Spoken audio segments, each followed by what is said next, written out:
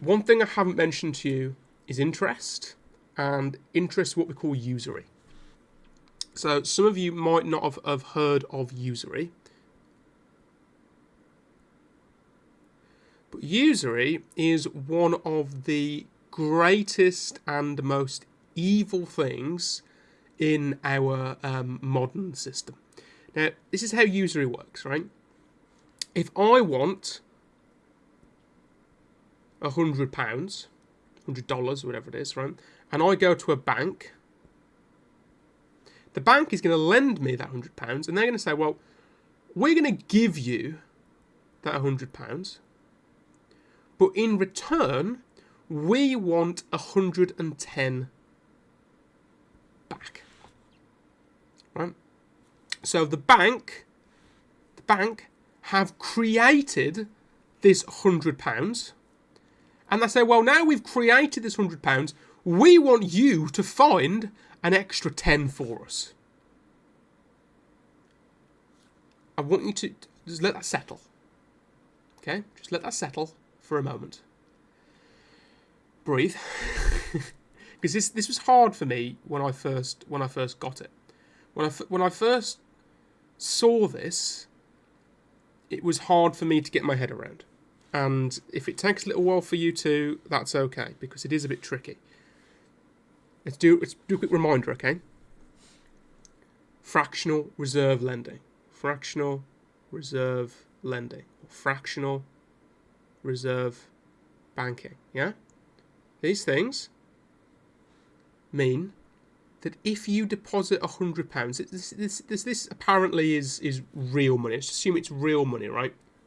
Into a bank, yeah? The bank keeps 10 in reserve, and it lends out 90, and so on and so on and so on, until eventually you're at the point where you've got thousands and thousands and thousands of money dollar pounds, which honestly don't really exist. And all that you have in its place are receipts, which are IOUs.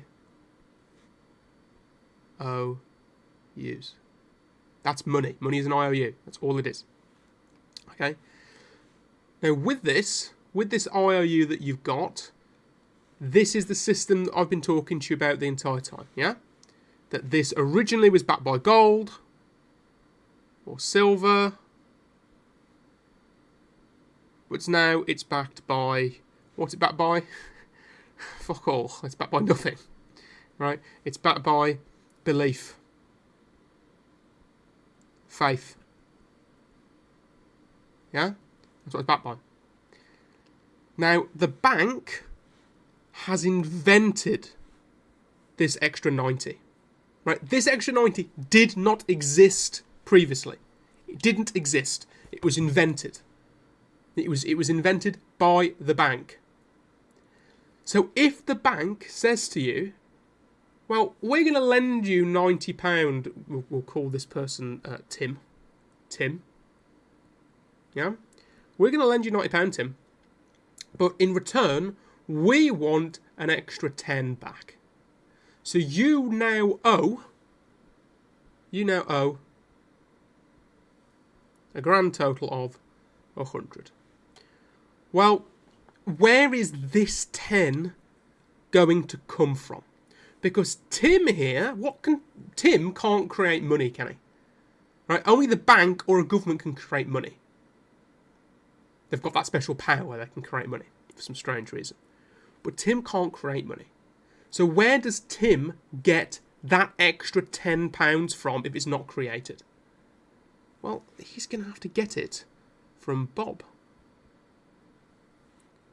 Or from Jeff. Or from Shirley. Yeah? He's going to have to get it from one of these other people. Now, where are they going to get the money from? Because they're living in this system too. They're being lent money by the bank too.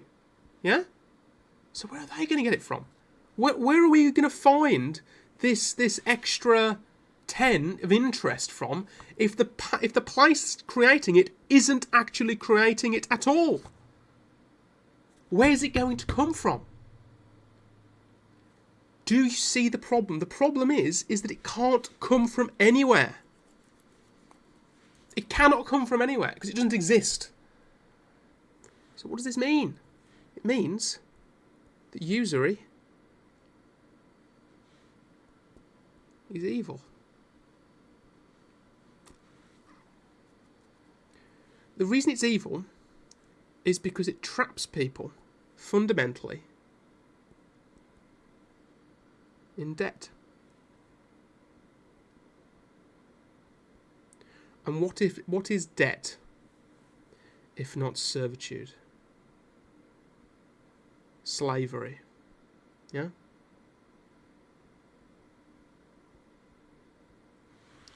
That's what debt is.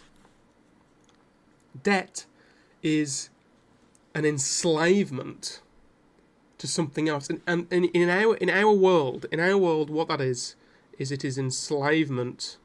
These are chains, by the way. Can't draw chains to the system. That's what we're being enslaved to. Because if this person creates more and more and more money via lending, so remember, if this person's in debt, what do people in debt do? Well, they fall into a trap and they try and get more. Like they lend more. Yeah? Banks, what are they going to do? This person, they're being used by banks to create more money. Yeah? Are they going to stop lending to this person? No, they're going to lend more to this person. Because they're in so much debt, they're a slave into the system, so this person's propping up the system by their work. If this person stopped working, they'd stop paying. If they stop paying, then everything will be taken away from them. They're a slave. This is what they are. That's what they are. Yeah? So, now I've introduced you to the absolute evil of what is usury. I'll explain it a bit better in the PowerPoint. So, imagine a game where the dealer creates chips out of thin air, lends you 100 chips, but demands you return 105. Where do you get the extra 5? From other players. But they're all in the same position, all own more than what was created. It's not a flaw, it is the system. Usury, which is charging interest on loans, creates a mathematical impossibility at the heart of the economy. Banks create the principal when they lend, but they don't create the interest. For you to pay back your loan with interest, the extra money must come from somewhere else, from other loans, which themselves require interest payments, which require more loans, endlessly spiralling forwards. This is infinite, yeah? The system is built so that there must be winners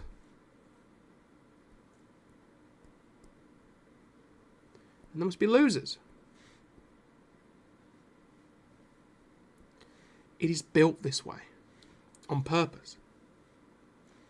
It doesn't actually have to be like that. It doesn't actually have to have a system where there are winners and losers. Everyone can be a winner. But because of usury, what that means is that someone is always going to have to be in debt. Someone is always going to lose. Because eventually the money's going to run out. Where's the interest going to come from? It's not created. Only the initial sum is created by the bank. So where is it? It can't come from anywhere. So a person must be a loser. They must lose, right? The mechanism explains why the economy needs constant growth, not because humans naturally require ever-increasing consumption, but because the debt structure demands it.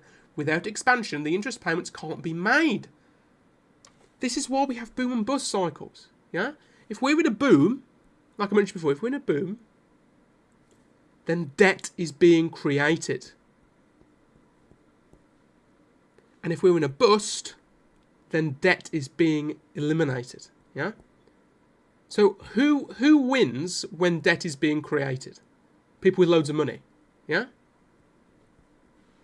And who wins when debt is being eliminated? People with loads of money. Because what do people do? We know that money is an illusion. Yeah? Money doesn't exist. Yeah? It doesn't exist. It's created by banks. So what do people do with money? They take the money, which is, as we've learned, is just a receipt, and they put it in things which actually hold value. What holds value? Land, property, food. This holds value. Because what is this? This is real. That's what these things are. They're real. So when you have, when your interest is really low, right? Interest low, low. Then they get loads of money, and they put it into this. And then when interest is high, well, what's going on? The value of these things increases. So if the value of these things increases and the interest is also increasing, well, the interest on these things is increasing. So what do? You wait. You wait until interest is low again, and then you refinance this. You refinance all this stuff into more money, which you didn't have before, and you just do it again. And you just keep doing it. And you just keep doing it and keep doing it and keep doing it. This increases in value. The money itself is decreasing in value, but all of your wealth is in this. In actual stuff that people need. Because it's real. Money isn't real. This is why people say, put your money into assets. An asset is something that is real. That's what an asset is. An asset is something that holds its value throughout time. Yeah, gold technically is an asset, right? Gold's value isn't actually increasing. What is increasing with gold is that hold on. So what's happening with gold is that the value of money is decreasing, and in comparison to that gold, the perceived value is increasing. So the value of gold remains constant, yeah? It's constant throughout time. But the value of money decreases via inflation. Inflation basically is money printing. The more money that you have, the less valuable it is. Yeah? The more of something you have, the less valuable it is. If you've got like 1,000 apples and I want a pear, and there's one pear, then the value of that pear is going to increase. So money decreases because the value of money decreases because of inflation. This stays constant, and the price of this seems like it's increasing, but really what's happening is that the value of these receipts are in fact decreasing. That's all that is, yeah. So, the economy needs constant growth in order to feed usury. If we didn't have usury, we wouldn't need constant growth. If we didn't have to force people to find that extra 10, 20, 30% on top of their lending, we wouldn't be in such problems as what we're in at all. So it's evil, right? It creates financial anxiety, it creates issues. Anyway, let's crack on. So I've already explained fractional reserve as a way in which you can extract money from people. You're reserving 90, you loan out. I've already explained this to you. Right? So the snowball effect is this. Interest compounds. The single fact taught in school as a neutral mathematical principle is actually a wealth transfer mechanism of breathtaking efficiency. A small percentage becomes crushing over time, turning manageable debt into lifetime burdens, transforming temporary setbacks into permanent servitude. I don't have a mortgage. Right? I'm very fortunate. I've got this house. I don't have a mortgage on it. If you have a mortgage, you are in servitude to the system because you are having to pay constantly. Debt creates uncertainty, and uncertainty creates anxiety, and anxiety makes us not think. Scarce, yes, scarce, fear, right? Anxiety and fear.